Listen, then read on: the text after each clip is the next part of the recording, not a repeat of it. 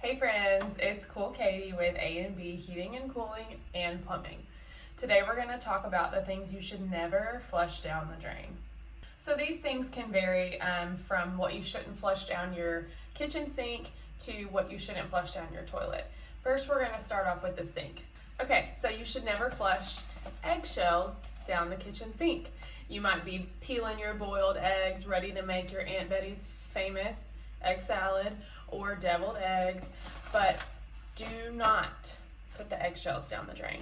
These will build up and grab the other particles as they're coming down the drain with their sharp edges, and they'll cause a blockage. Next is going to be coffee grounds. So whenever you're done making your cup of coffee, whether it be with your single cup or your regular pot of coffee, just be sure to pour your coffee grounds in the trash can. Next, fatty liquids and grease.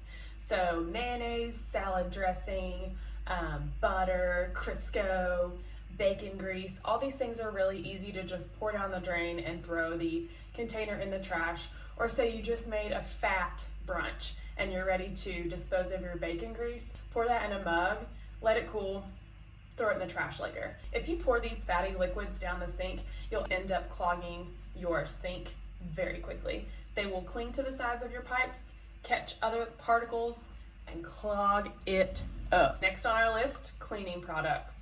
So these are fine and dandy to clean your kitchen with, clean your bathrooms, all that good stuff.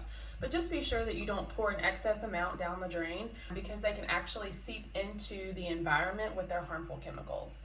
Next is medicine. So you're done with your medicine and you're ready to dispose of it.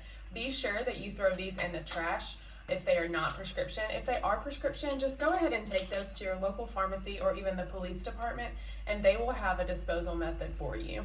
If you dispose of these down the toilet, it can actually seep into the environment and into the drinking water. Last but not least, paper products.